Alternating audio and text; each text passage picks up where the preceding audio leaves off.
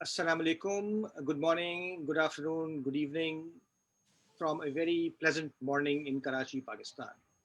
On behalf of the Center of Biomedical Ethics and Culture, CBEC, at the Sindh Institute of Urology and Transplantation, WHO Collaborating Center for Bioethics, it is my pleasure to welcome you to this meeting. This is the third and final webinar in a series of meetings designed to disseminate the WHO guidance document on the ethics of vector-borne diseases. And we are delighted to be co-hosting this event with our friends in WHO Geneva and our regional offices of the WHO in WPRO and CRO. Really delighted to be doing this. While the world has been focusing quite rightly on COVID-19, other public health challenges have not only remained, they have actually grown, and we've all experienced this over the past few months. One such challenge is the threat to health by vector-borne diseases.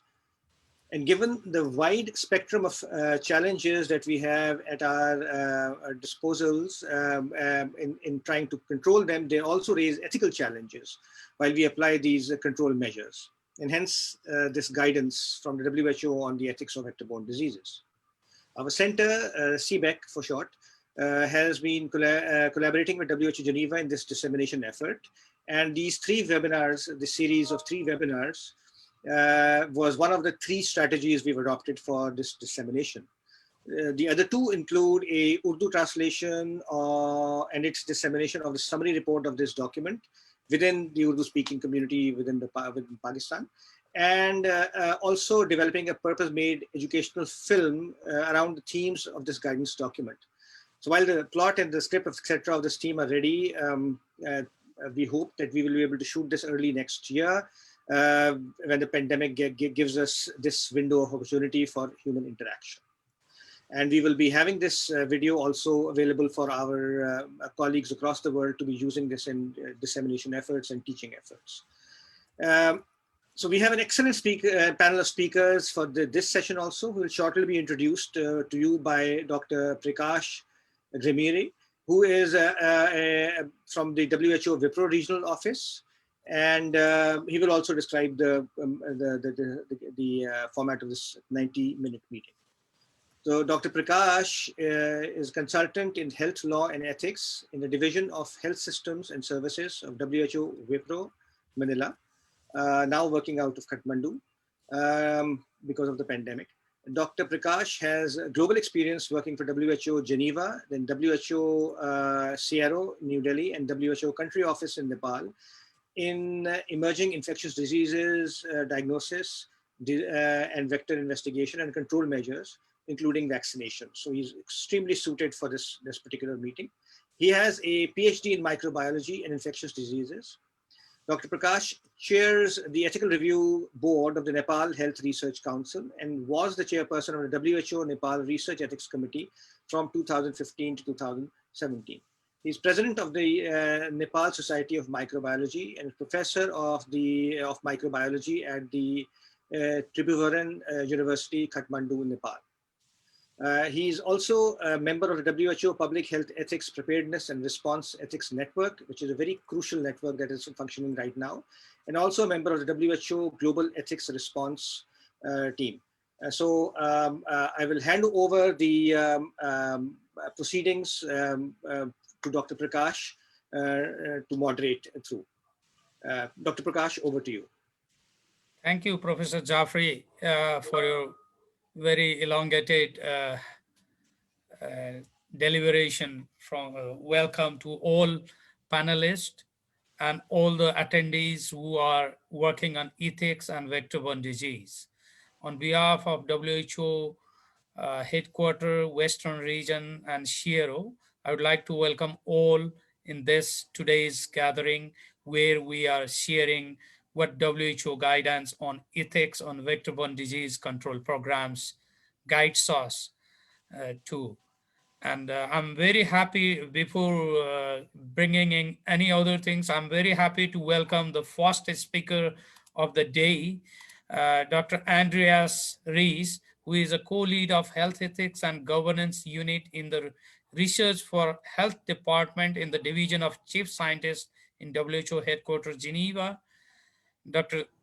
Andreas after completing his internal medicine from Germany and practice in Germany, France, Chile, he did his master's in economics and postgraduate degree in biomedical ethics.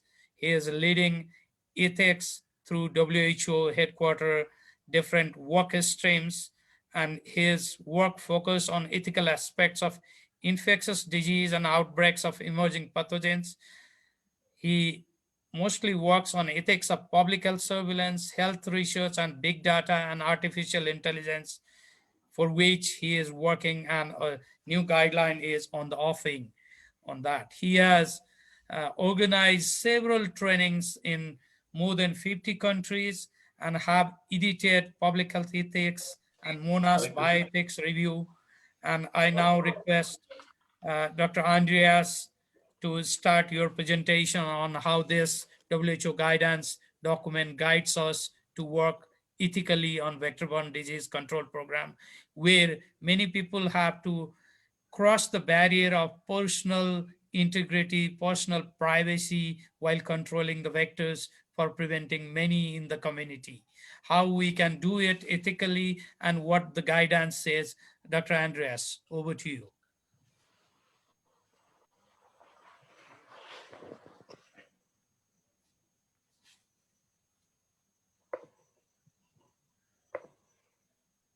Yes, sorry, I had some connection problems. Good morning, everyone from Geneva, and welcome from WHO headquarters. And thank you very much first to my colleagues Aamir in the Karachi Center, and also to the colleagues in CIRO and WPRO, Prakash, Tasneem, and Daryl, for facilitating this webinar. In October, WHO released the guidance on ethics and vector-borne diseases, which was a very significant event because it is really the first document of its kind addressing ethical issues that arise in vector control programs. Vector-borne diseases are not only neglected from a technical side and from a research and development side, but I would argue that they have also been neglected in the ethics field for many years. There are many more publications and activities in other infectious diseases such as HIV or tuberculosis and also other outbreaks, but really there is very few discussion, or there has been at least very few discussion on ethical issues related to vector-borne diseases in the past. And this was really a gap that WHO wanted to fill with this guidance document. And it's great that we are coming together in this forum of national ethics committees, because the national ethics committees have really played a big role in stimulating the production of this document. Actually, the first time this was mentioned, to my knowledge at least, in an international forum was in the 2012 Global Summit of National Ethics Committees, which took place for the first time on the African continent in 2012 in Tunisia. This is when the African National Ethics Committees basically deplored a lack of attention on the ethical issues related to malaria and other vectors, saying that WHO had already published a number of documents on HIV and tuberculosis, but there was a lack of guidance in this area of malaria and other vector-borne diseases.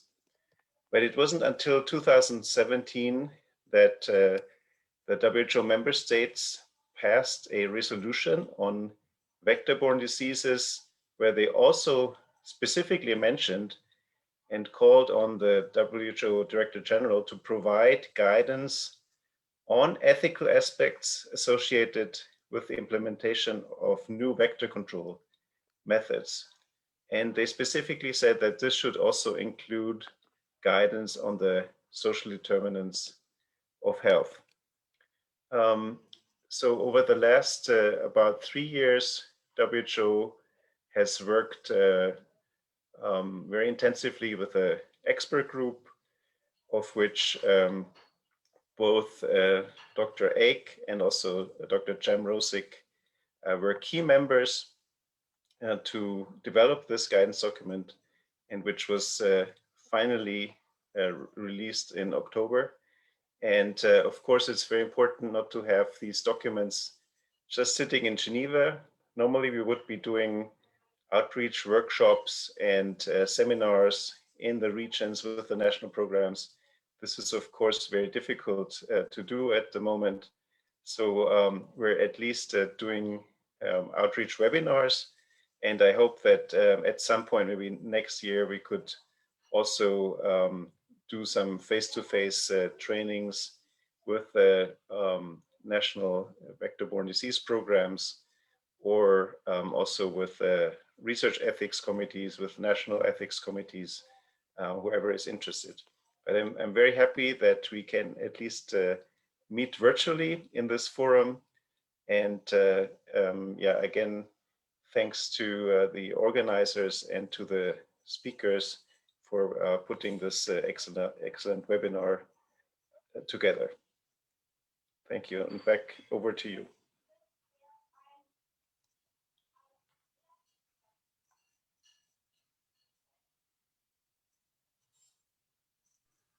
Prakash, can you unmute yourself, please?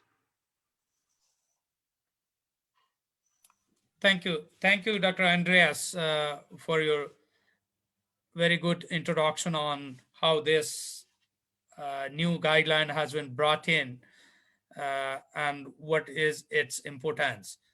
Is there any presentation you would like to do on this now, or shall we go around?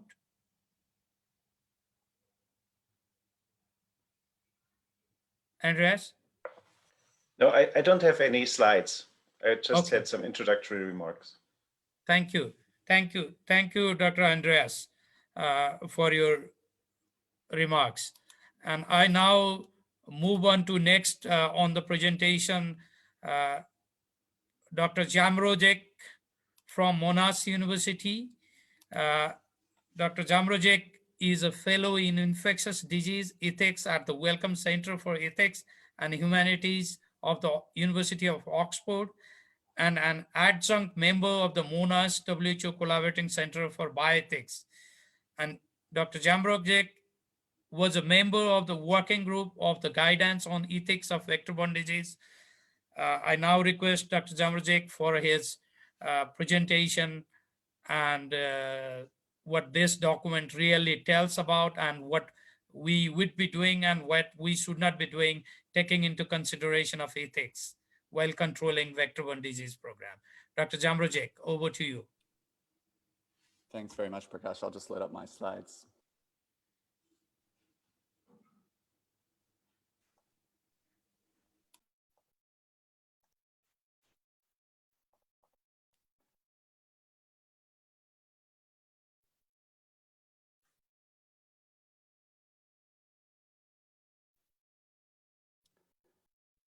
That should be good, but please let me know if there's any problem with the audio or the slides.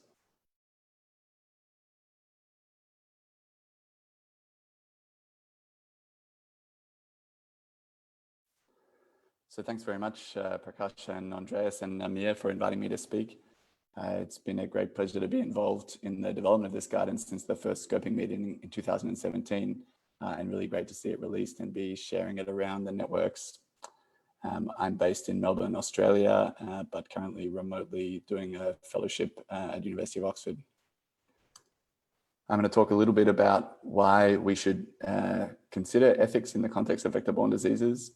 In particular, I'm going to focus on issues related to justice and the arguably unfair disease burden of VBDs.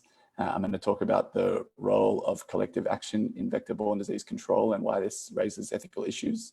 and that's a case study or a series of case studies in public health ethics. And I'm also going to talk a little about research ethics, specifically looking at human challenge studies. Fundamentally, many of the ethical questions raised in vector-borne disease control rather than research are questions in public health ethics. And like many other areas of ethics, public health ethics is ultimately about difficult questions where we have to weigh competing values. We're often, for example, trying to weigh the possible benefits of a public health intervention with the possible risks, or the possible public health benefits with the need to curtail people's liberty to achieve those benefits, where liberty is another kind of value like benefits and risks. And we are also sometimes trying to trade off between achieving public health benefits and making sure those benefits are fairly distributed, especially when we're dealing with a health problem like VBDs, which are typically very unfairly distributed. So vector-borne diseases as a group are responsible for, as we know, an enormous global disease burden. And this disease burden is concentrated among the least well-off members of the global community. So that arguably raises ethical issues of injustice because it's unfairly distributed. It's not fairly distributed across different levels of wealth and power across the world. Vector-borne diseases also raise relatively unique ethical issues because unlike other diseases, even unlike other infectious diseases, they are transmitted by vectors, usually insect vectors, and this raises fairly unique opportunities for public health control, as I'll go into more detail later on. Vector-borne disease control often requires collective action. On the one hand, we need many people as part of public health agencies to act in a certain way to achieve public health benefits, but we often also need the cooperation of the public. And this means that we need to engage with the public, but also be mindful of what it would be appropriate or justified to do in terms of what we need to do to achieve that collective action for public health. I'll talk a little bit more about the disease burden and injustice questions now. As Andreas mentioned, one of the specific requests for this guidance was that it would include discussion of the social determinants of health. And like many other health problems, perhaps to a particularly high degree, the vulnerability to vector-borne diseases tracks the social determinants of health. Those with the lowest levels of the social determinants of health, who have limited economic power, poor housing, poor access to healthcare, are those who are also most likely to suffer from vector-borne diseases. And as we highlight in the guidance, it's also the case that, at least for many VBDs in many contexts, gender, pregnancy, and childhood are key factors in the epidemiology of vector-borne diseases and also influence how we can achieve their control. So this has ethical implications on the one hand, because arguably where we are dealing with a situation of clusters of multiple types of vulnerability, there is a strong ethical case for public health intervention. And also it raises some, the ethical analysis that we raise in the guidance leads to some specific implications. For example, it arguably provides a stronger rationale for the inclusion of pregnant women in research, whereas previously pregnant women had often been excluded from research. But because, for example, mass drug administration for malaria often involves pregnant women, vaccination for vector-borne diseases like Zika arguably needs to involve pregnant women. And so there is therefore an ethical rationale for their inclusion rather than exclusion from research. In the guidance, we also talk about the environment and climate as environmental determinants of health, which are closely related to the social determinants. Because vector-borne diseases are transmitted by vectors, they are influenced by climate change and environmental factors in a variety of ways, not only through temperature increases, but also through changes in moisture and rain patterns and changes in access to food supply and so on. But this is a really key issue of global health justice because the worst effects of climate change on health and the worst effects of vector-borne diseases caused by climate change occur in those populations who have contributed least to climate change through producing much less carbon pollution, for example, than rich populations. And this arguably gives us an even greater rationale to try and assist those people and relieve their burden of disease, among other things. Now I'm going to talk a little bit about collective action and this photograph from the guidances of people lining up for their vaccination. And it's widely recognized that vaccination is one area in which we need many people to act collectively to achieve a public good, which is usually referred to as herd immunity. But in many other interventions for vector-borne disease, we also need collective action. So for example, as I mentioned, mass drug administration is a common approach for several vector-borne diseases, especially in elimination campaigns, but also in seasonal malaria prophylaxis. And also many forms of vector control that I'll talk about in more detail later require large numbers of people to act in accordance with public health goals. And the reason for this is that with many individuals acting together, the combined outcomes of those actions leads to larger community benefits.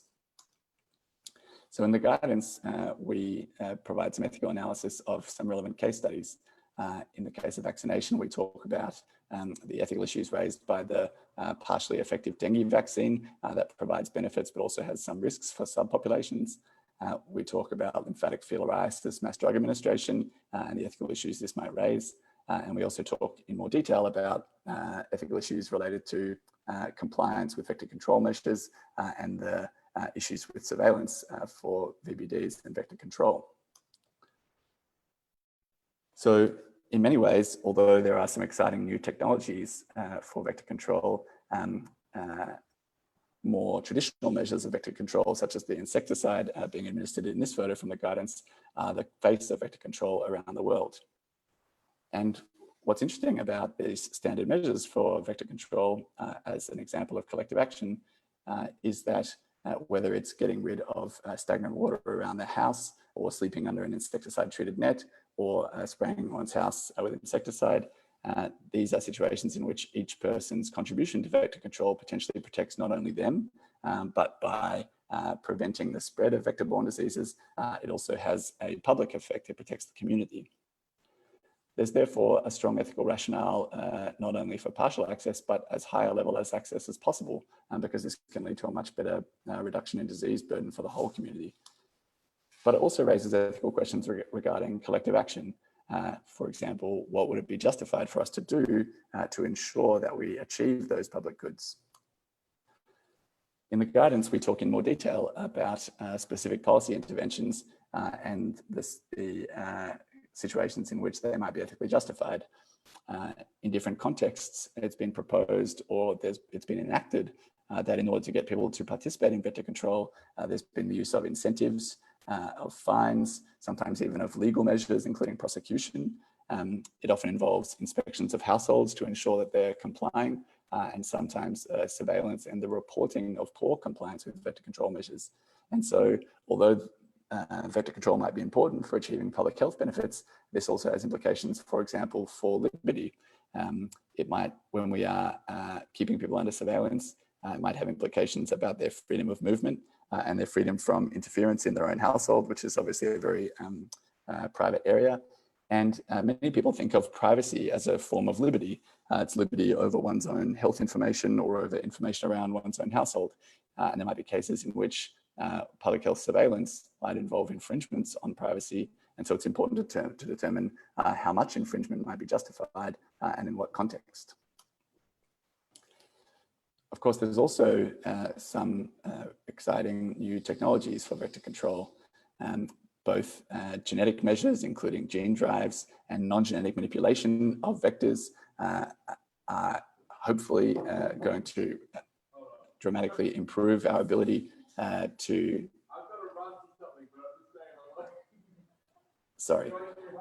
hopefully going to dramatically improve our ability to control some vector-borne diseases, but this also raises relatively unique ethical issues. Some relevant considerations include risk-benefit assessment, and this can be particularly complicated because some of the risks of, for example, gene drives can be very difficult to control and can spread over geographical boundaries and over time.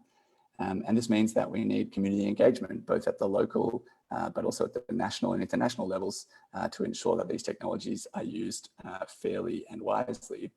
And to do that, requires not only transparency, but also carefully instituted measures of good governance. Finally, I'm going to talk a little bit about one specific area of research ethics relevant to vector-borne diseases, which is human challenge studies. As many of you might have heard, human challenge studies involve the deliberate infection of volunteers, often with the ultimate aim of developing vaccines. And these have been done with several vector-borne diseases for over 100 years. The first malaria, leishmania, and yellow fever human challenge studies were done over 100 years ago, and usually in endemic settings, moreover. And more recently, there have been the first pilots of schistosomiasis human challenge studies in the Netherlands, with plans to move those to endemic settings. And in general, there's more of a plan to move human challenge study research and other types of infectious disease research to the countries and communities who have the most public health issues with the diseases in question, to ensure that the research is relevant to them. So although human challenge studies might seem to be ethically challenging, we raise a number of ethical issues in the guidance, including the importance of careful risk-benefit assessment, likewise community engagement to ensure that the communities in which this research is conducted accept the research, very careful informed consent practices, and appropriate consideration of payment, because this can be very burdensome research for volunteers, even if it can lead to significant public health benefits. So in conclusion, there's a strong ethical case in many circumstances to take public health action to reduce the burden of vector-borne diseases. There's important ethical aspects of vector-borne disease research and policy, and appropriate public health responses arguably involve science and ethics working together to improve public health. Thanks very much, and I'll hand over to the next speaker. Thank you, Dr. Jamrozik, for introducing the WHO guidance, what it says and what we will be doing and what we should not be doing, where we should consider ethics before moving into somebody's house for protecting a bigger community. Thanks a lot. And on the same part, we'll be moving to third presenter of the day on vector control and surveillance ethical concerns by Dr. Joel Ek, the Director of Environmental Health Institute in Singapore. Dr. Ek is presently the Director of Environmental Epidemiology at the Environmental Health Institute in Singapore. He is also an adjunct assistant professor at the Duke NUS Medical School. He has 18 years of experience in public health policy, vector control operations, community advocacy, and scientific research. His interests include assessing the impact of environmental determinants on population health and program evaluation. I now call upon Dr. Joel to proceed with his presentation on vector and surveillance. Dr. Joel, please. Well, thank you very much for that very kind introduction, Dr. Prakash. Good morning, good afternoon, good evening to all of you who are tuning in from wherever you are. I hope that you're doing well in these difficult times. I want to just give a big thank you to WHO as well as CBEC for organizing this webinar and the past two webinars. We've had interesting discussions and questions come up, and we hope to hear more from you today. So as some of my colleagues are trying to load my presentation, I think they're doing so now.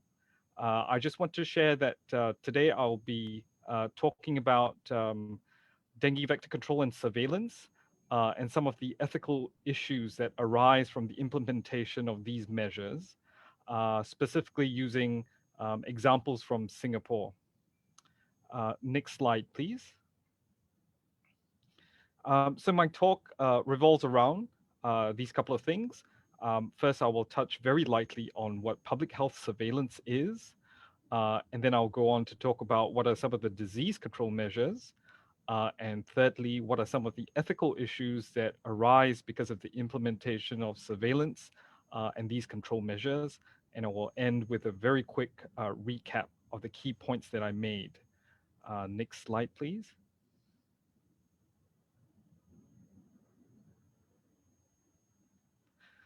So what is public health surveillance? I think it's a concept that most of you are quite familiar with. I particularly like this definition by WHO, and it says that public health surveillance is the continuous systematic collection with the view to analyze it and interpret it for the benefit of planning, for implementation, and for evaluation of interventions. Now, there are various merits of carrying out public health surveillance, and you can see those text boxes on your right. It could help policy and practitioners detect high population risk areas, to help manage with disease outbreaks, and of course, surveillance also informs policy and practice. Next slide, please. So using the example of dengue, which some of you may be quite familiar with, so how do dengue infections occur? Well, if you look at this trinity, you see that there's a human, and then there's the dengue virus, and then there's the vector, which is the Aedes mosquito. So if these three exist together, then dengue infection can occur. But if you remove any single one of these components, then it's possible to prevent infections from occurring. Next slide.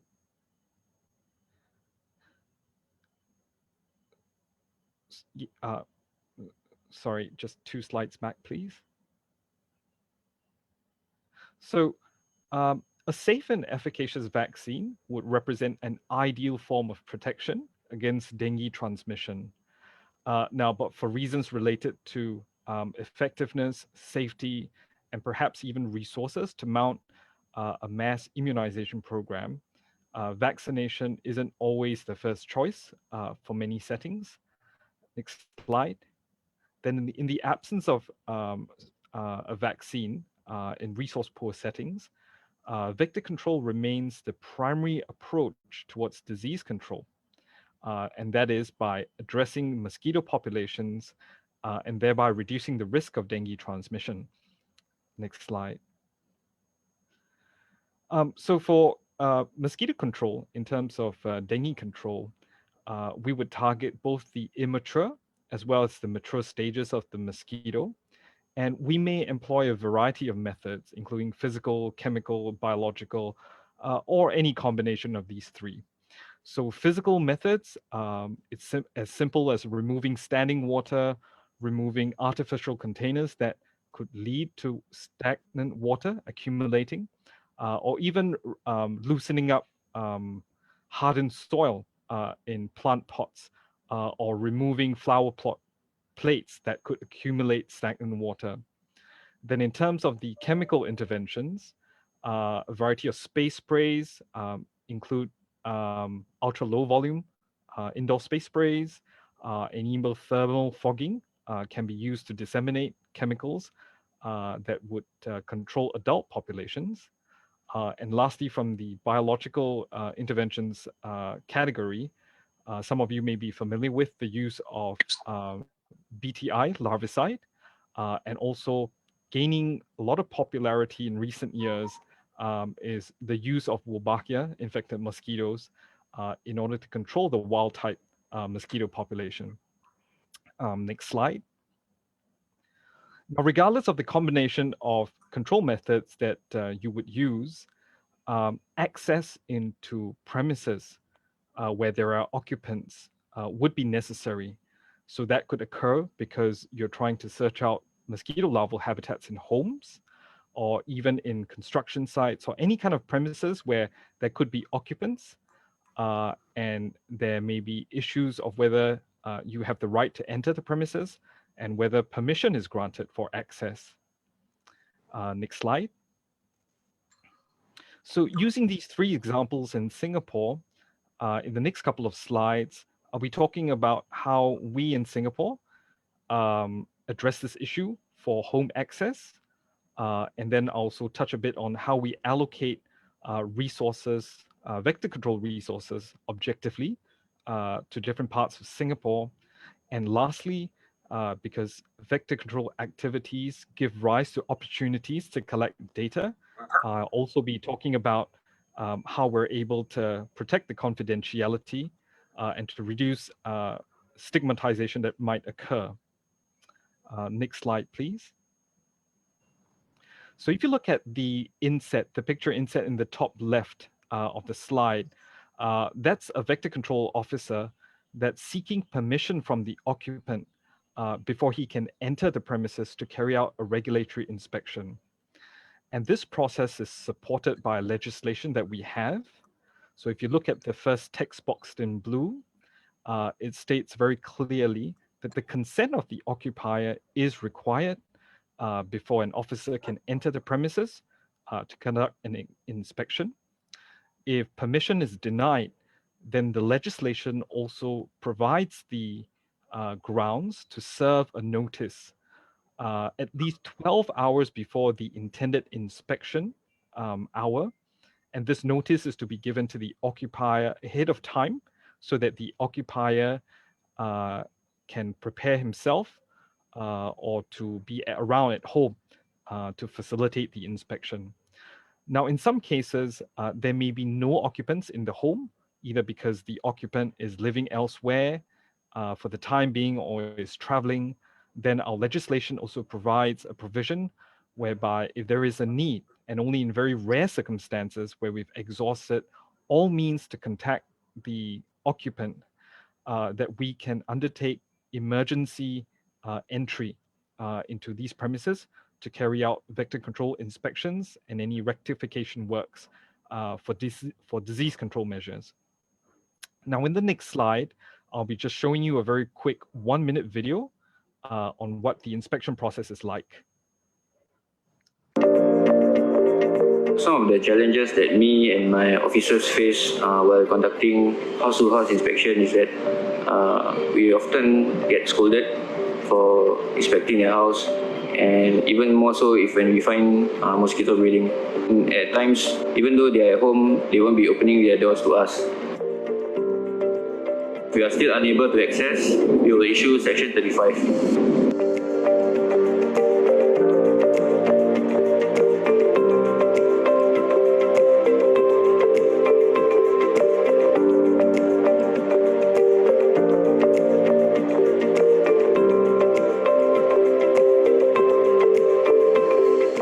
On the whole, Singaporeans are quite cooperative and helpful and appreciative of our work, which is what motivates me and my officers.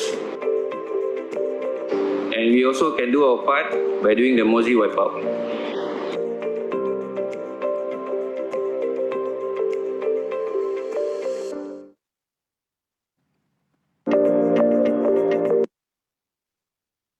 Okay, so being a vector control officer is a very, very tough job. And one of the major challenges of being able to reduce the mosquito population is uncovering locations where larval breeding habitats exist. Now, as you know, some of you know Singapore is a very dense and highly built up city, and we have many buildings that are not easily accessible. Thankfully for technological advancements in the past few years, drones have been an important part of our vector control program. So on the top left picture where you see, it's one of the drones that we use in our surveillance program, and mounted below the drone is a camera. Below that picture is the controller for the drone that has a monitor display for the pilots to chart the path towards the spot where they need to collect surveillance data. In Singapore, only licensed drone pilots are allowed to pilot these drones for regulatory inspections, and they always operate as a pair. Both of them need to be licensed pilots, but one of them will serve as a safety officer. If you look at the picture on the right, before any drones are flown, occupant permission must be obtained before our pilots can start the ascent for the drone. And we would always take the most direct flight path, avoiding windows if possible. Now, the footage in the camera is streamed directly into the monitor display you see on the left. No video footage is retained, so it's streamed live. When the drone goes over the part of the house where there's a larval habitat or where rectification works need to be done, then the pilot will snap a picture, and this picture will be shown to the occupant of the house. And after that, the picture is deleted. So no video and no pictures are retained as part of our approach towards maintaining occupant privacy and confidentiality. Next slide, please. Now, it's important to allocate vector control resources in a very objective manner. And the map that you see on the left on this slide depicts a risk map of Singapore, which was obtained using machine learning techniques. Now, the darker areas represent the areas where dengue risk is anticipated to be highest, while those green areas represent the risk that is anticipated to be lowest. So this is produced on an annual basis to inform vector control operations and to help the program and the planners allocate resources in a more objective way. So in Singapore, all vector control resources are allocated based on the disease burden. So areas that have the most intense transmission will receive the most vector control resources. And this is irrespective of whether the area is a private residential area or is a public residential area. And it has no discrimination against the time of the year as well. Next slide. So I shared earlier that surveillance and control activities provide opportunities for data to be collected. And we must respect the data that is collected from individuals and to preserve their confidentiality. So on the map on the top left of the slide depicts areas where intensified dengue transmission is ongoing. So you see the zones in red depict the areas with the highest number of dengue infections reported, and the yellow areas somewhat lower, but still quite important. At no time do we highlight individual homes where the dengue cases reside in. We always aggregate the data and present it in this form to reduce stigmatization. In the map below, you can see these purple zones. So these are areas where we have collected Aedes aegypti activity, and these are the areas which represent the highest levels.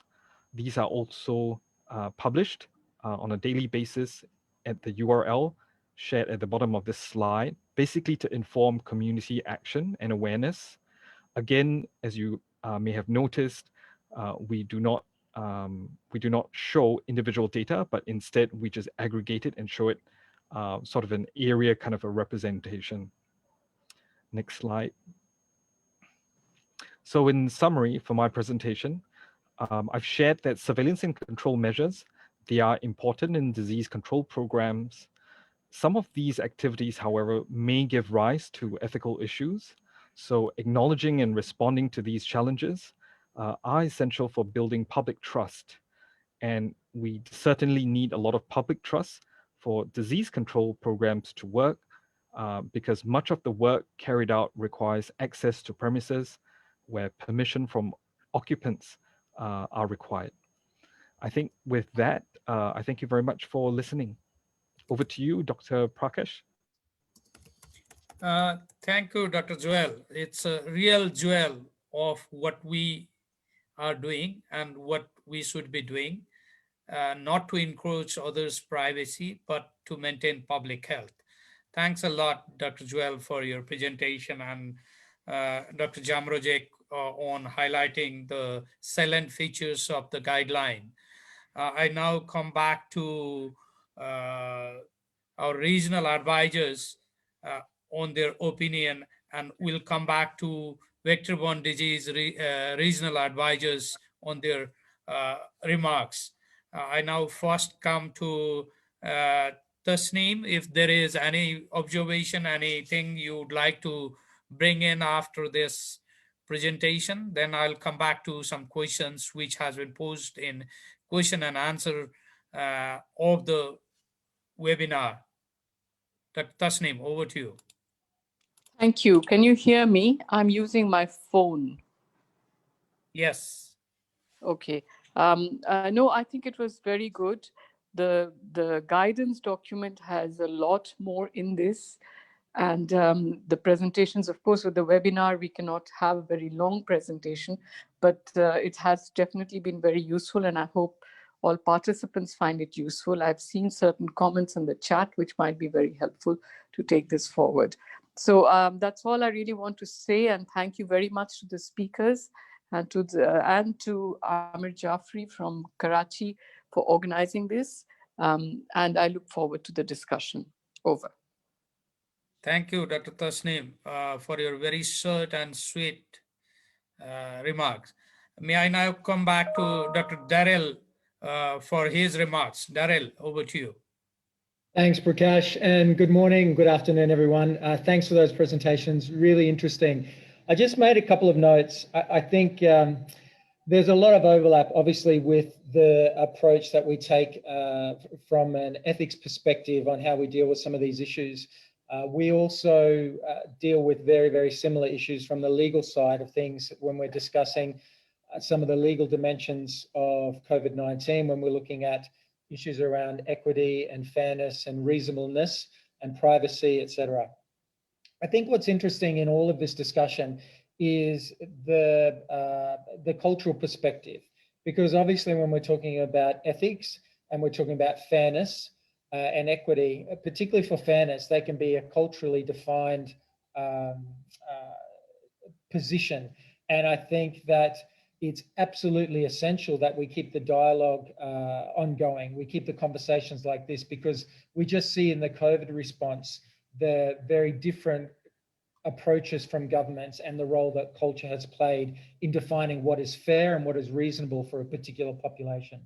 I'll just say one other thing too. I think that this, this topic in particular highlights the importance of addressing climate change and the importance of recognizing the impact of climate change on health. And it was last year, 2019, where we convened the 5th Asia Pacific Parliamentarian Forum on Global Health, which focused on climate change and health. And I think that there are also some potential opportunities to have the work in the ethics space on topics such as vector-borne disease link more closely with the advocacy that's available in the Parliamentarian Forum, not only in our region, but in other regions. So thanks again for bringing this to the APNEC members and to the region. And I'll go back to you now, Prakash. Thank you. Thank you, Darrell.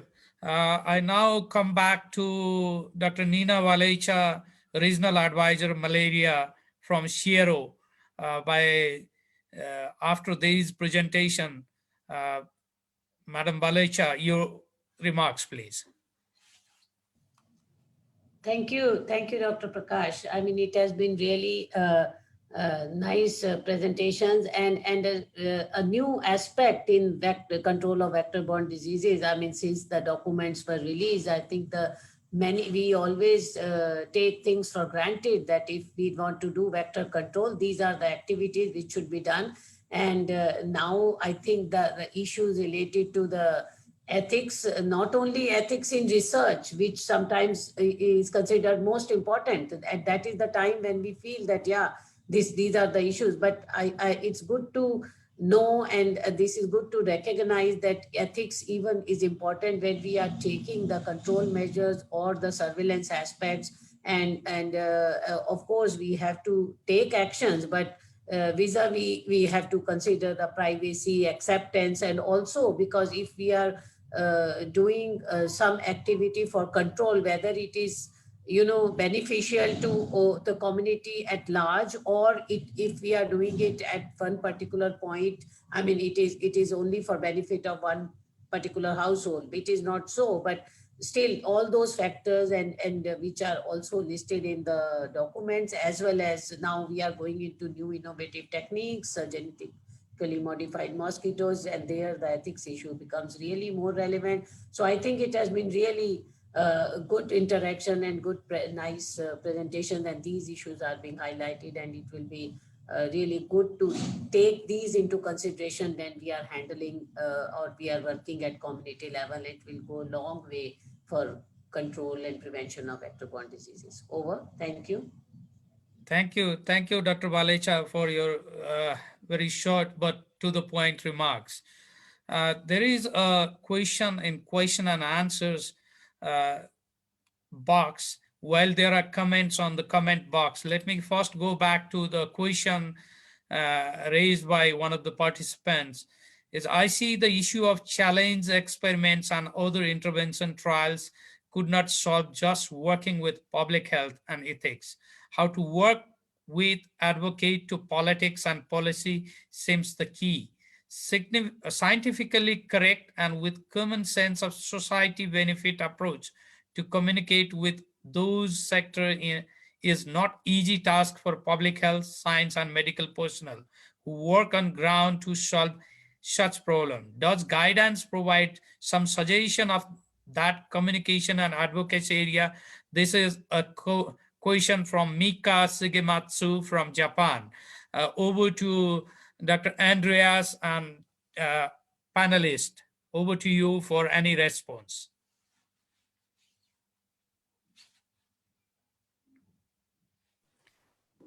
Andreas, do you want to go first?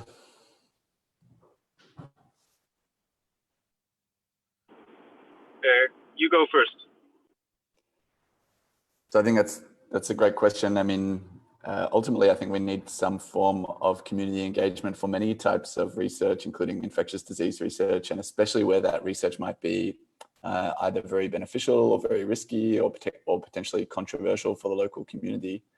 It's true that challenge studies are probably one of the areas that are more complex in terms of community engagement.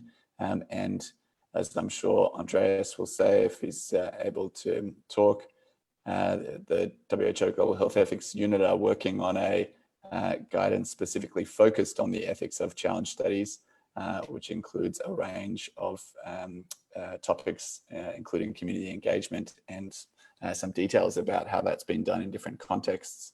But I think it's absolutely right that it can be very complicated. And as I think Prakash was saying, or perhaps one of the other speakers, often when people think about ethics, scientists think about ethics, they think about the process of research ethics review, about getting approval to do a study. And research ethics committees think about risk-benefit assessment as something that they do as part of achieving that review. But risk-benefit assessment can be more complicated for more complicated types of studies or novel studies.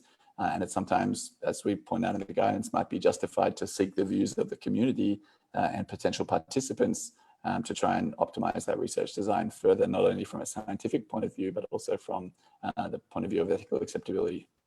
Thanks. Thank you, Dr. Jamrozik. Over to you, Andreas. Yeah, I completely agree with the remarks by Zeb. I actually understood the question also a bit differently in terms of the guidance and sort of the force that the guidance of WHO has. And I think it's very important to note that the WHO guidance documents aren't really binding on anyone. They have, more of a function to be used by the ministries of health and the civil society as a tool. They're not, legally enforceable, normative documents. Actually, there are only two, instruments of WHO: the IHR, International Health Regulations, and the Tobacco Framework Convention that are binding.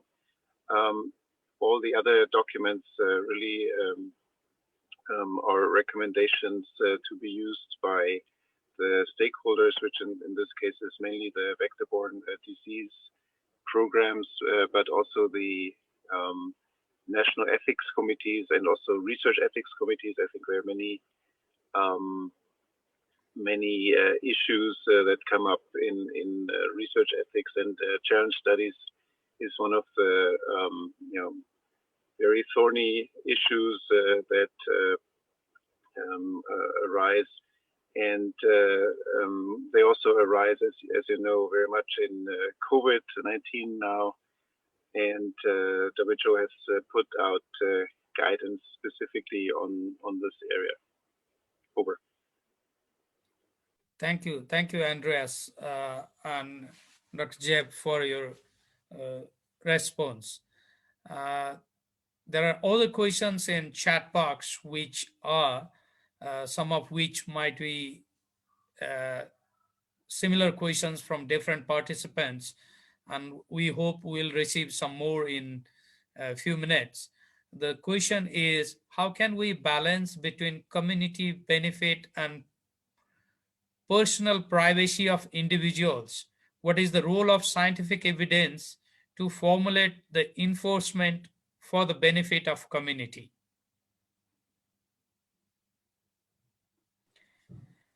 This might be responded by either Dr. Jeb or Joel or Andreas. Anybody of you can jump in, please.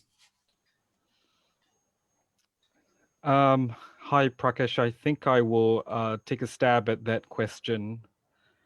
So Tasnim, thank you very much for putting up that question.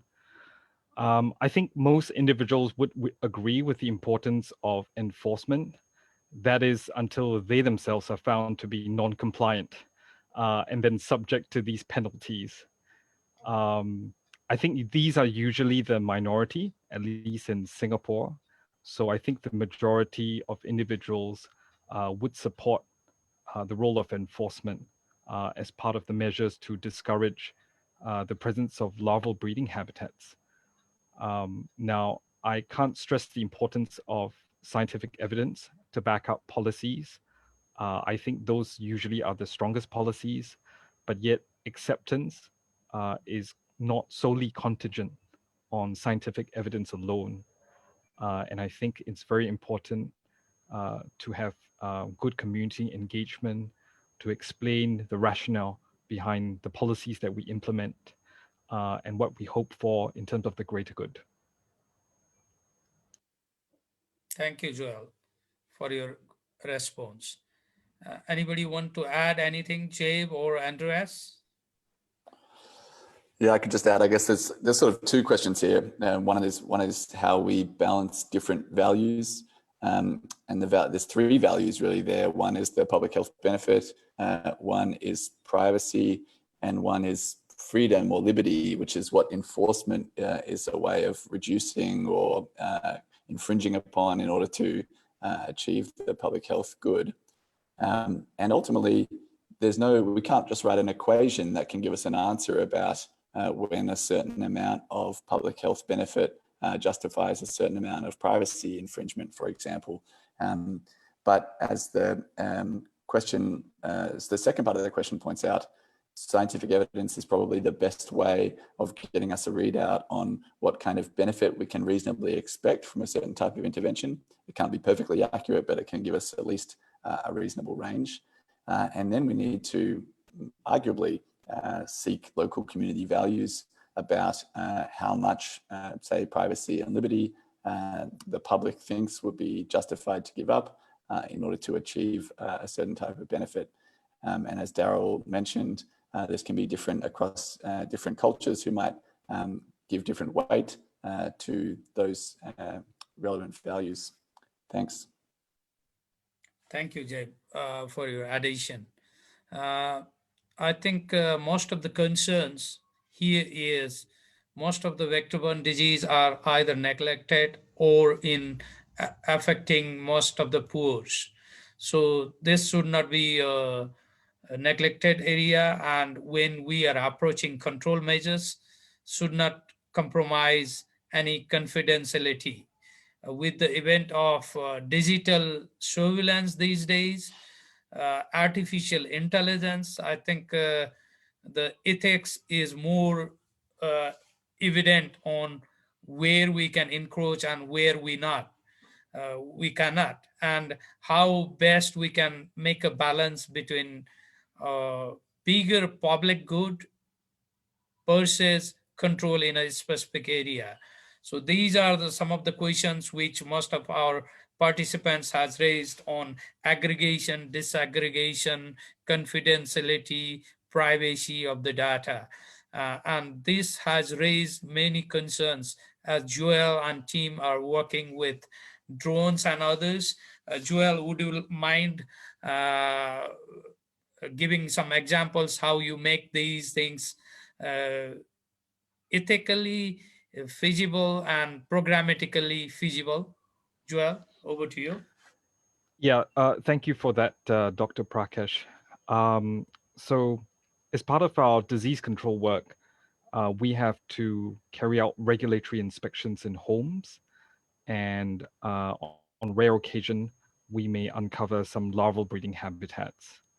Now, this information is kept confidential.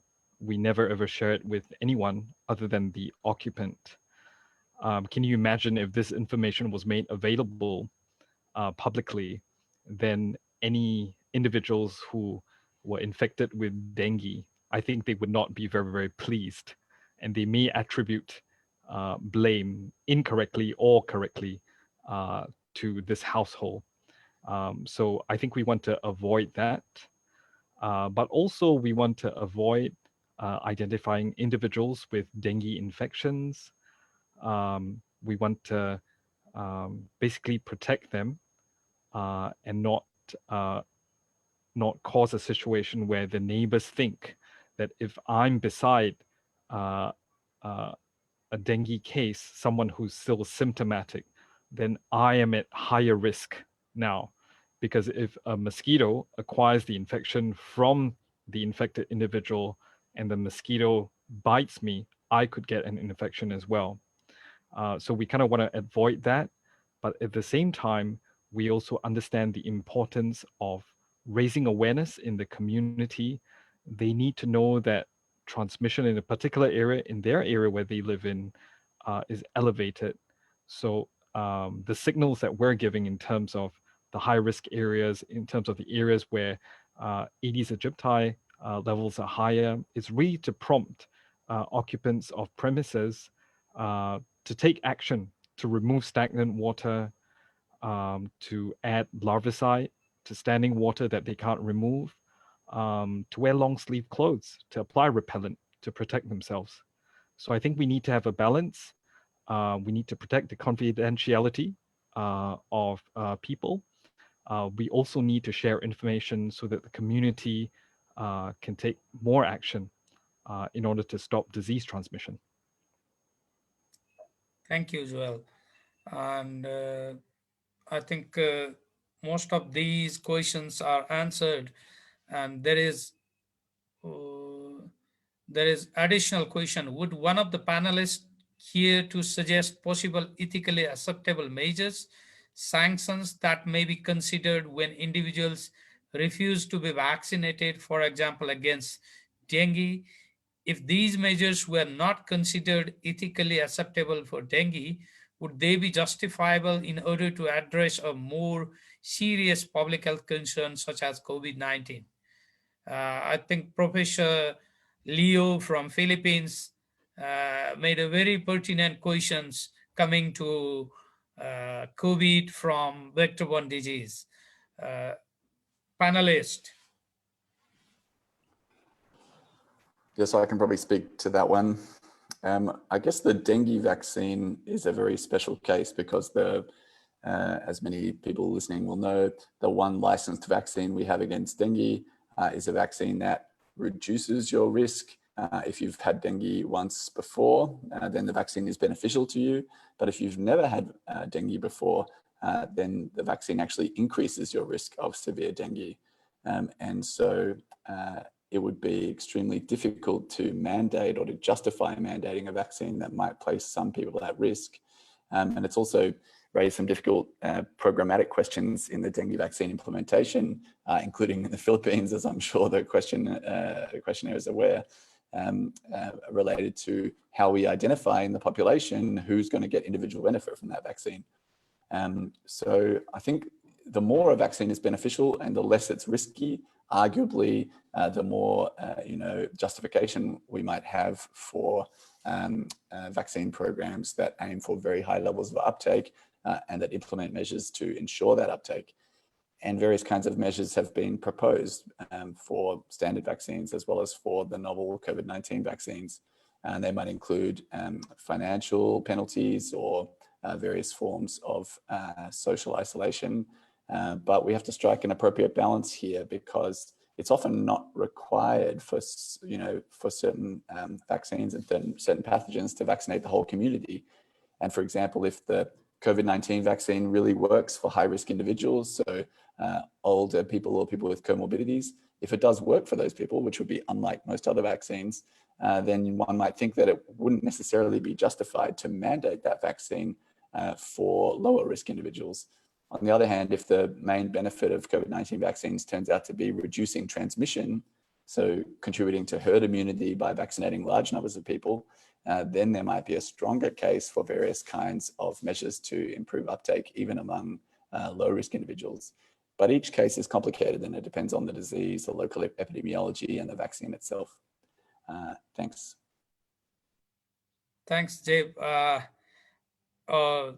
Very related, almost related question from Kahu from New Zealand. If infected people refuse treatment or vaccines, what happens to them on public health governance, which could be ethically a challenge?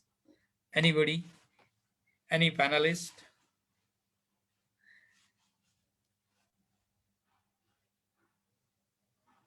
I'm happy for one of the other panelists to speak, or I Please. can. Andreas, are you about to speak?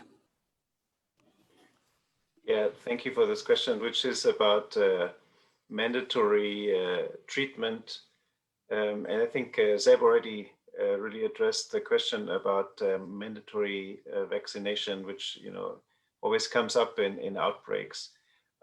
Regarding mandatory treatment, we have not dealt so much with this in the vector-borne disease guidance, but a lot of attention was devoted to this question in the WHO guidance on ethics and tuberculosis, as this transmits very easily from person to person. And there, the guidance is basically that you can take very forceful measures and isolate infectious people against their will, because otherwise they could be a danger onto other persons. But you should not treat them against their will, which would also be, even practically quite difficult to force down pills or give injections for months against somebody's will. But there are many countries that permit, actually in their public health laws, a forced isolation or mandatory isolation of infectious people. I don't know whether other panelists want to add to this.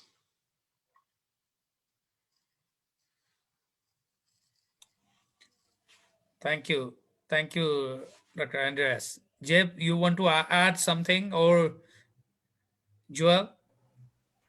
I would just echo what Andreas said, that ultimately it has to be a very extreme case before anyone's going to talk about forcefully mandating treatment or vaccines, because one of the key human rights is the right to bodily integrity, and in general, that's a right that we very rarely permit to be violated. And so for tuberculosis, as Andreas said, the public health alternative in many cases has been to isolate people from society in special facilities to prevent the risk of them spreading to others, and hopefully trying to reason with that person where possible. And I've been involved with this as a clinician to try and encourage them to take the treatment, not only for their own benefit, in the case of tuberculosis, but also to prevent the risk of spread. And in most cases, people can be convinced to take the treatment without needing to provide, formally mandated treatment. But nevertheless, one might think that isolating someone, locking them up with their tuberculosis, constitutes at least a kind of mandate, even if it's not enforced treatment per se. So it's an example where under certain conditions where the public health risks are very severe, it's sometimes considered justified to restrict people's liberty to a very large degree and to put them in a situation where they might be more inclined to agree, for example, to treatment or vaccination. And there's been various other types of policies proposed to limit people's freedoms in other ways so that they might be more likely to accept treatment or vaccination in cases where that kind of restriction might be justified, ethically speaking. Thanks. Thanks, Jeb. I think Dr. Jolin is clear on the response. And any pertinent question? Maybe there are some more on question and answer. What can the WHO do to counter the current huge and well-funded disinformation campaign against vaccine? By Tahira Abdullah. Andreas. Yeah, thank you very much for this key question, which is really, I think, on all of our minds, and is very troubling. The infodemic, as they call it, or disinformation on, especially on social media. And this is why WHO has established a special initiative in Geneva. It's called, well, it's the initiative on the infodemics. And they even coined a new term called infodemiology. I will, in a minute, find the link to this initiative, which is hosting conferences very regularly, I believe at least once a month, which are open to everyone. And if you're interested, you can dial in for the next conference. It's really become an entire field and new science, how to counter these, sort of fake news, because they have a huge impact on public health. And there are also lots of ethical questions around this. This is why some of our WHO collaborating centers, notably in Zurich, they're also working with the WHO on the ethics of infodemics. And again, I'll send around a link in the next minute. Thank you for this question. Thank you, Andreas, for your clarification. Any other pertinent questions at this moment, or anything the panelists would like to bring to the attendees and panelists? Tasneem, you want to speak? No, sorry, I'm having real connection problems with electricity coming and going. But what I actually wanted to ask Andreas specifically was, we have this whole, you have an ethics guidance, which is within your ethics group. Is this, I know you're disseminating to regions, but how is at headquarters, at the program level, how are they incorporating it into their actions? For example, when Dr. Nina was talking about, she said clearly that the people are very aware that you need this ethical approach for research and clearance of research. But when it comes to programs, many people don't think about the ethical aspects. And therefore, I was wondering whether this guidance actually is incorporated into the whole, the ethos of the program itself, coming right from headquarters down to the regional and then the country level. Over. Yeah, thank you very much, Tasneem, for this excellent question, which is, points to one of the most difficult issues, I think, for all the cross-cutting programs like human rights, equity, gender, and ethics. There is a clear need for mainstreaming, because we cannot see the ethics isolated from the programs.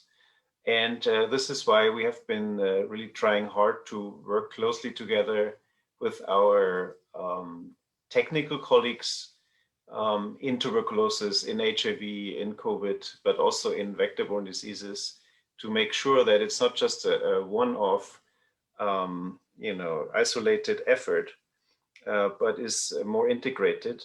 And we've had an excellent collaboration with our vector-borne disease program led by Rahman Velayudan, but also with the malaria program, the TDR program at WHO, and also the social determinants.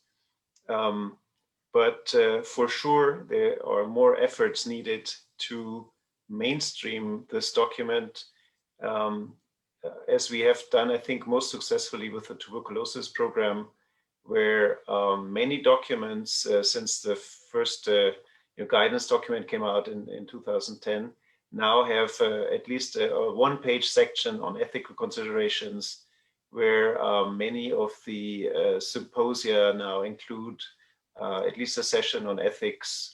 Well, the World TB Day 3 years ago, for example, was at WHO launched an ethics document on World TB Day.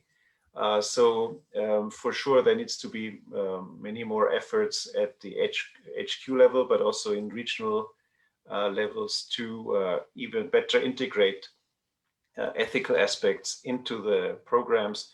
I think the publication of this document is really just a first step to put this on the agenda. Thank you. Thank you. Thank you, Andreas.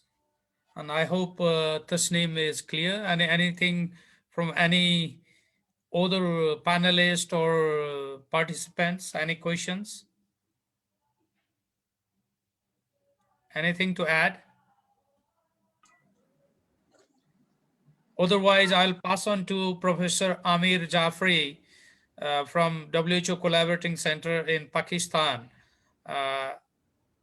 Thank you, Professor Jafarey, for cooperating with us and organizing this.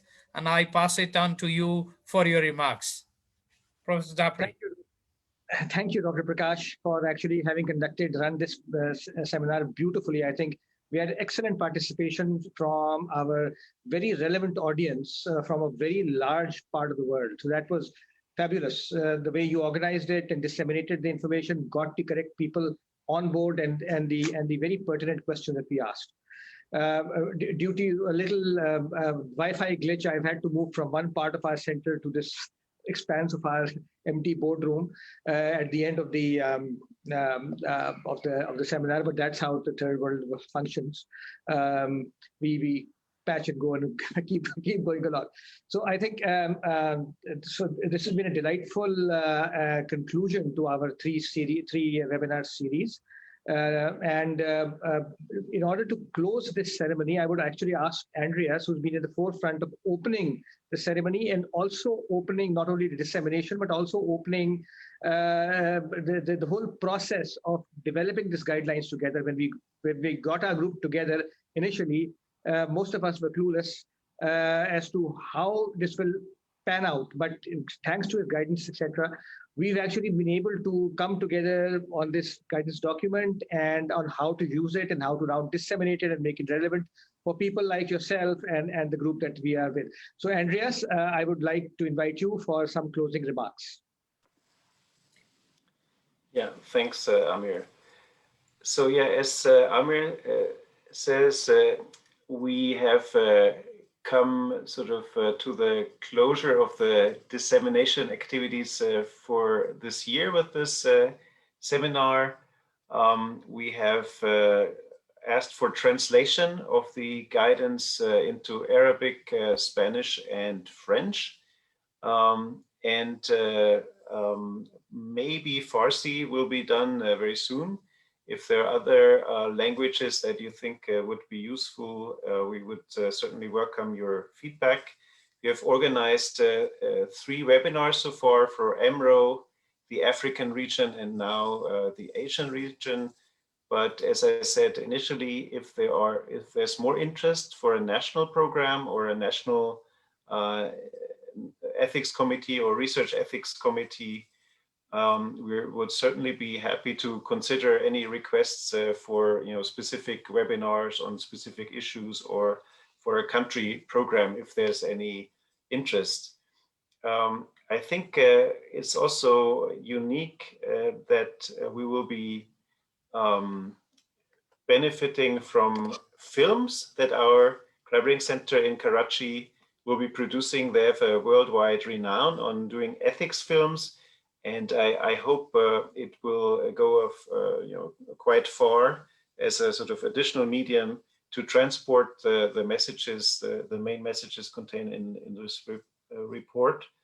And again, I think a very key point that Tasneem raised, I think it's important for ethics and health law and human rights to be working very closely with the technical programs, indeed to be in a way embedded into their documents, into their daily work. And I think this is not only true for WHO at HQ and regional office level, but also for the national ethics committees and the research ethics committees. I think it's really important that we reach out and work in close collaboration with the technical programs and vector-borne disease programs and vector control programs are certainly no exception. I really want to thank again the Karachi Collaborating Center for helping us in such an excellent way to disseminate this document so far.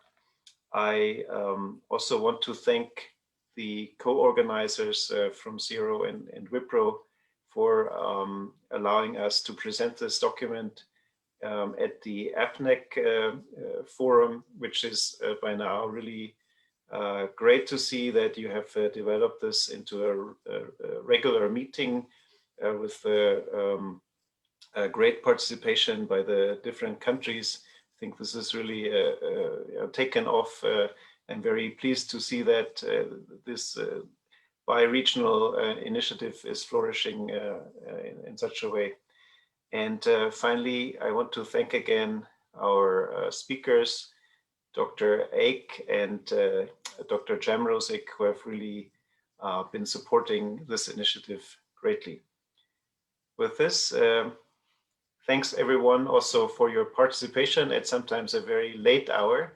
I really appreciate that and want to say thank you to all the participants as well. Thank you. Thank you, Andreas. All the best. Thank you very much. Goodbye from Karachi. Khuda Hafiz. So thank you all the panelists, Andreas, Professor Jafarey, Dr. Nina Walecha, Dr. Tasneem, Daryl, and all, and wish you Merry Christmas and Happy New Year, and hope there will be no or minimal cases of COVID in the coming years and we could do everything ethically. Thank you, and we'll soon be meeting again in another APNEC in sometime in January. Thank you.